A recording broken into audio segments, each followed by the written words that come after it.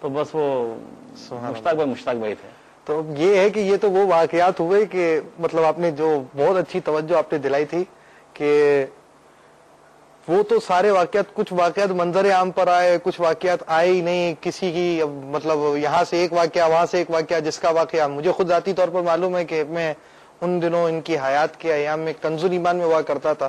تو کنز ایمان کی ایک سیڑھی ہے جو امام صاحب وغیرہ کے استعمال کے لیے راستہ ہے، اس پہ بیٹھ کر اپنے ٹیلی فون کا ایکسٹینشن وائر صحیح کر رہے تھے. یعنی وہ اس وقت مرکزی مجلس شورا کے نگران تھے، مگر اپنا یہ کام وہ وہاں بیٹھ کر اس وقت خود کر رہے ہیں، کسی اور کے ذریعے نہ خادم کے ذریعے، اور جو بھی ترکیب ہے. یعنی یہ واقعات تو ہمارے ساتھ اس انداز سے آ رہے ہیں کہ جس کو جتنا معلوم وہ بیان کرتا جا رہا ہے. ان کے اوصاف مطلب جو ہے وہ اس کے دریچے کھلتے چلے جا رہے ہیں. سبحان اللہ. ایک ان کے اوصاف کی جب بات ہو رہی کہ وصف یہ تھا وقت ضائع نہ کرنے کا جنہوں نے فرمایا، تو عموماً سفر کے دوران کچھ دیر باتیں ہوتی رہتی ہیں، کچھ ضروری ہم گفتگو کر لیتے ہیں، بعض اوقات فضول گوئی ہو جاتی ہے عموماً سفر کے دوران.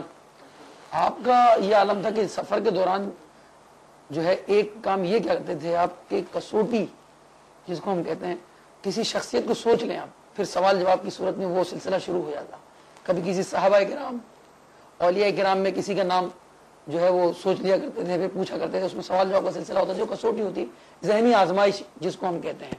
تو یہ سلسلہ ہوتا تھا، اس میں بعض اوقات جو ہے دعوت اسلامی کے تنظیمی ذمہ داران کو سوچ لیتے تھے اور پھر فرماتے کہ آپ بتائیے میں نے کیا سوچا ہے. اس میں مختلف سوالات ہوتے تھے، اس کے جوابات دیتے تھے. تو یوں وقت کو ضائع ہونے سے بچاتے تھے وہ، اور اسلامی بھائی کو ذہن دیتے تھے کہ ہم اپنے وقت کو ضائع نہ کریں، اس وقت کو یوٹیلائز کریں. یعنی صحابہ اکرام علیہ رضوان کی شخصیت کو اگر ہم یوں مطلب کسوٹی کی صورت میں لاتے ہیں اور یہ نیت کرتے ہیں نا کہ ان کے اوصاف عام ہوں. عام طور پر ہر صحابی رضی اللہ تعالیٰ عنہ کی جو شخصیت ہے نا وہ ہمارے نگاہوں کے سامنے اس انداز سے عام نہیں ہوتی. اوصاف صحابہ اکرام علیہ رضوان کا بیان عام طور پر کم ہوتا ہے، اور اس طرح ان کے اوصاف بیان ہو، عام ہو، اچھی اچھی نیتوں سے بھلے کسوٹی کسی بھی صورت بنائی جائے. تو آپ ابھی نگران شورا نے مرحوم نگران شورا کے ایصال ثواب کے لیے قافلے کی ترغیب بھی دلائی، 30 دن کے اعتکاف کی ترغیب بھی دلائی. تو کیا ہی اچھا ہو کہ ہم قافلے کی ترغیب مرحوم نگران شورا ہی کی آواز میں سنیں، اور ہو سکتا ہے کہ آج ہاتھوں ہاتھ کئی اسلامی قافلوں کے لیے تیار ہو جائے جو 30 دن اعتکاف نہیں کر رہے. جس طرح سنتے ہیں نا اسلامی بھائیوں سے، کیونکہ مشتاق بھائی کی آواز میں کشش، پھر بالخصوص سنی کے لیے آج خصوصی مدنی مکالمہ، تو شاید ایک ہماری تعداد ہوگی ناظرین کی یار مشتاق بھائی کو دوبارہ کب سناتے ہیں. یہ آپ یہ کہتے ہوں گے تو بہت سارے لوگ منتظر ہو جاتے ہوں گے، لوگ اب مشتاق بھائی کی دوبارہ آواز نہیں. اب مطلب ہونا چاہیے اس کے لیے مدنی فیس ہو، جو سنے گا قافلے میں سفر کرے گا. اگر ایسا ہو جائے تو پھر تو کیا ہی بات ہے. چلے اب یہ تو صورت نہیں بن سکتی کہ ہم ایک ایک ناظر سے پہلے مدنی فیس کی نیت لکھ لیں. خواہش ظاہر کی ہے، جو اس خواہش کو لبیک کہے.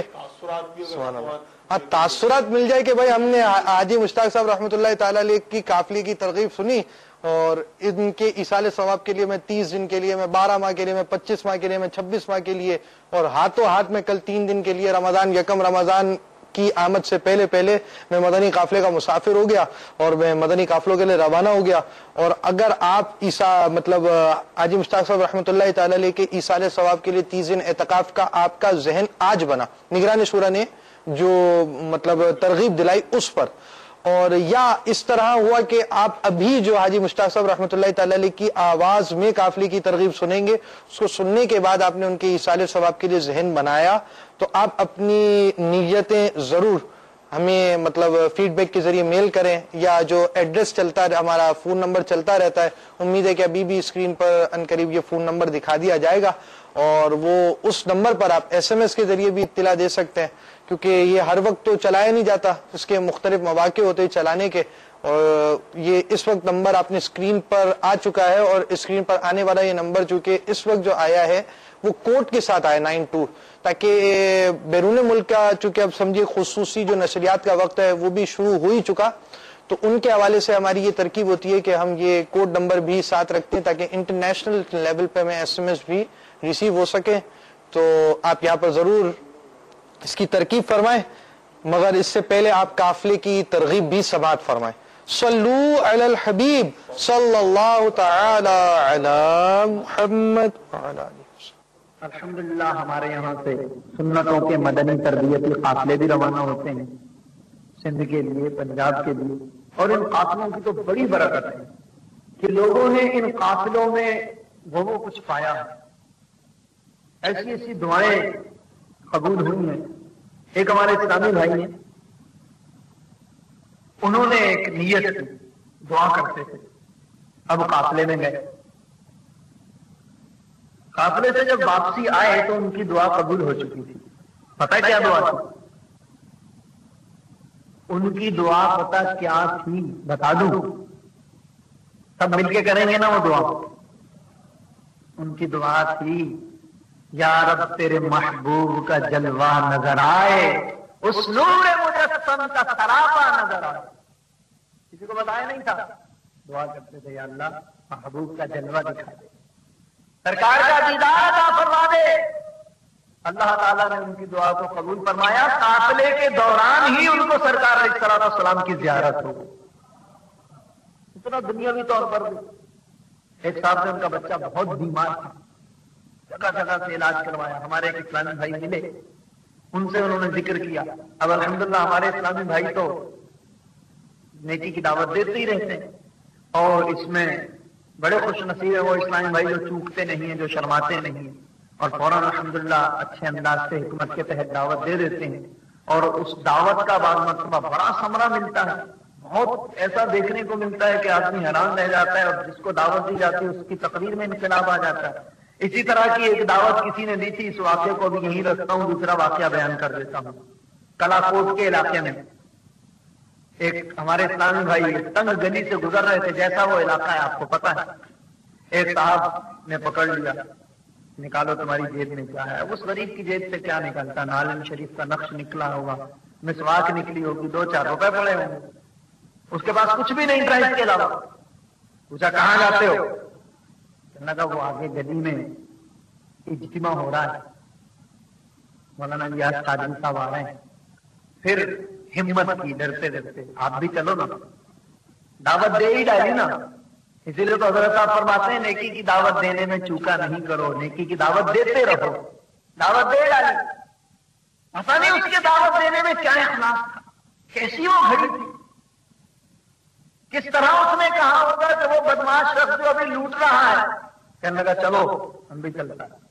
وہ گیا، جس اجتماع میں گیا وہاں ایک اللہ کا ولی بیان کر رہا تھا، حضرت صاحب بیان فرما رہے تھے، تو نگاہ ولی میں وہ تاثیر دیکھی، بدلتے ہزاروں کی تقدیر دیکھی، اس کی بھی تقدیر میں انقلاب آ گیا۔ اس نے بیان سنا، دل کی دنیا زیر و زبر ہو گئی۔ اسی دن وہ سرکار غوث پاک کے دامن سے بھی وابستہ ہو گئے، اور وہ شخص جو کل تک لوگوں کو لوٹا کرتا تھا، کل تک لوگوں کو تنگ کیا کرتا تھا، الحمدللہ اس نے داڑھی بھی سجا لی، امامہ بھی سجا لیا، اور سرکار علیہ السلام کی سنتوں کا پابند ہو گیا۔ تو ہمارے اسلام بھائی الحمدللہ دعوت جو دیتے ہیں تو یہ ہمارے خیر خواہ۔ کتنے اسلام بھائی اس وقت ایسے بیٹھے ہوں گے جن کو منتیں سماجتیں کر کے لائے ہوں گے، کہا ہوگا چلو یار اجتماع ہوگا آپ چلیں، فیضان مدینہ کی دعوت دیتے ہوں گے، قافلوں کی دعوت دیتے ہوں گے، مدرسوں کی دعوت دیتے ہوں گے، بعض مرتبہ عجیب و غریب بھی لگتا ہے، کیا یہ پیچھے پڑ گیا ہے، ہر وقت بولتا ہے چلو چلو، جاؤ میاں اپنا کام کرو۔ لیکن یاد رکھیں گے ہمارے دوست ہیں، ہمارے خیر خواہ، ہمیں نیکی کی طرف بلاتے ہیں، ہمیں اچھائی کی طرف بلاتے ہیں، ہمیں ان سے دور نہیں بھاگنا چاہیے، ہمیں ان کے قریب آنا چاہیے۔ تو اس نے بھی دعوت دے ڈالی، کہا حضرت آپ کے بچے کی طبیعت خراب ہے تو آپ اس نیت سے مقصد ہمارے ساتھ قافلے میں چلیں کہ میں قافلے میں چلتا ہوں، اللہ تعالیٰ میرے بچے کو صحت و تندرستی عطا فرمائے۔ اب باپ ہے، اس نے تو ہاں کرنی تھی، اس نے کہا چلو، یہ بھی اس کی خوش نصیبی تھی کہ ہاں کہہ دی، ورنہ کوئی اور ہوتا تو بولتا جاؤ میاں ہم نہیں جاتے قافلے میں۔ اس نے کہا چلو، وہ قافلے میں گیا، واپسی آیا تو اس کا بیٹا تندرست ہو چکا تھا۔ اور ایسے کئی ایک واقعات ہیں، ہم لوگ کثیر تعداد میں واقعات اس لیے نہیں سناتے کہ بعض لوگ یہ سمجھتے ہیں کہ شاید یہ بلا وجہ کی تعریفیں کر رہے ہیں، تو جو حقیقت ہوتی ہے اس کی تعریف کی ہی جاتی ہے۔ تو آئیے دعوت اسلامی سے وابستہ ہو، اگر قلب و نظر صاف ہوا تو انشاءاللہ جو کدورتیں ہیں یہ بھی دور ہوتی چلی جائیں گی، اور انشاءاللہ سینہ بھی مدینہ بن جائے گا۔ تو الحمدللہ میرے پیارے اور محترم اسلامی بھائیوں، قافلوں میں جانے سے الحمدللہ لوگوں کی تقدیریں بدلی، اور قافلے میں جانے سے بہت کچھ سیکھنے کو ملتا ہے. اسی طرح اسلامی بہنیں بھی پردے میں سماعت فرما رہی ہیں. اسلامی بہنوں کی زندگی میں بھی الحمدللہ دعوت اسلامی نے انقلاب برپا کر دیا. کل تک جو بے پردہ گھومتی تھی آج الحمدللہ پردے سے ہیں.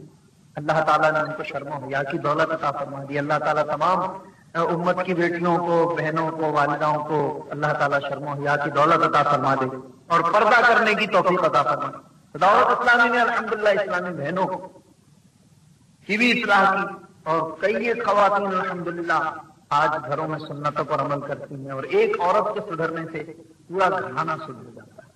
پہلی یونیورسٹی، پہلی درسگاہ ماں کی گود ہوتی ہے. یہاں سے جیسی تعلیم ملے اس کا اثر آخر تک رہتا ہے. یہ الگ بات ہے کہ بعد میں بندہ کسی اور ماحول سے وابستہ ہو جائے، لیکن بہرحال اس کا اثر بہت ہوتا ہے. تو دعوت اسلامی یہ چاہتی ہے کہ ایسی اسلامی بہنیں تیار ہو کہ جو سنتوں پر عامل ہو، سرکار علیہ السلام کا عشق و محبت ان کے سینے میں ہو، تاکہ کل کو وہ جس گھر میں جائیں اس گھر کو بھی سنتوں کا گہوارہ بنائیں.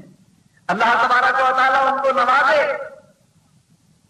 تو ان کی گود میں ایسے بچے ہوں کہ جو بڑے ہو کر سرکار علیہ السلام کی سنتوں کو پھیلانے والے. الحمدللہ اللہ تبارک و تعالیٰ دوام بخشے دعوت اسلامی کو. آج آپ سروے کر کے دیکھ لیں، الحمدللہ پوری کراچی میں دعوت اسلامی کے مدرسے ہیں جن میں مدنی منع اور مدنی منیاں تعلیم حاصل کرتے ہیں. آپ نے بہت سے مدرسے دیکھے ہوں گے، کبھی دعوت اسلامی کے مدرسے کو بھی آ کر دیکھ لیجئے. الحمدللہ آپ کو بچے نظر آئیں گے صاف ستھرے، سفید لباس پہنے ہوئے، امامہ باندھے ہوئے اور ادب و احترام سے بات کرتے ہوئے، والدین کا احترام کرتے ہوئے. والدین اتنے خوش ہوتے ہیں کہ ہمارا بچہ پہلے ہم سے تو پکار سے بات کرتا تھا، یہی بچہ اب جب جاتا ہے تب بھی ہمارے ہاتھ چومتا ہے، واپسی آتا ہے تو بھی ہمارے ہاتھ چومتا ہے. یہ سب کیا ہے؟ یہ دعوت اسلامی کا فیض ہے. تو اللہ تعالیٰ ہمیں ایسی پیاری پیاری تحریک سے ہمیشہ وابستہ رکھے، اس کا خوب خوب کام کرنے کی توفیق عطا فرمائے. آپ بھی دعوت اسلامی سے وابستہ رہیے، اجتماع میں خود بھی کرم فرماتے رہیں، دوسرے اسلامی بھائیوں کو بھی لاتے رہیں. صلو علی الحبیب صلی اللہ تعالی علی محمد. نگران شورا کی گفتگو کے دوران نگران شورا نے بتایا تھا کہ حاجی مشتاق صاحب رحمۃ اللہ تعالی علیہ جب آپ کا وصال ہوا، آپ کا جنازہ جس انداز سے لے کر جایا جا رہا تھا، کنز الایمان مسجد کے قریب سے گزر رہا تھا اور آپ ہی کی آواز میں یہ شعر اس وقت بیان کیا جا رہا تھا. وہ کون سا شعر ہے؟ اس کے لیے کسی اسلامی بھائی نے ہاتھوں ہاتھ SMS کیا. اور وہی بات ہے کہ جس طرح یہ خصوصی وقت ہے، اب سب وہ پرانی یادوں والے اس وقت موجود، وہ سب مطلب یوں سمجھے کہ اس انداز سے بیٹھے ہوئے مدنی چینل پر بیٹھ کر ان کے عرس کو منا رہے. اچھی اچھی نیتوں کے ساتھ بیٹھنا ثواب ہے، اور وہی ثواب ایصال ثواب کی نیت کریں گے تو انشاءاللہ عز و جل وہ ہمارا اس انداز سے ثواب بھی پہنچ جائے گا. تو ان کی یاد منانے والے یاد بنا رہے ہیں، اور انہوں نے حاجی صاحب کو وہ جو ہے وہ شعر SMS کیا ہے. اب وہ کون سا شعر ہے، وہ کیا شعر ہے؟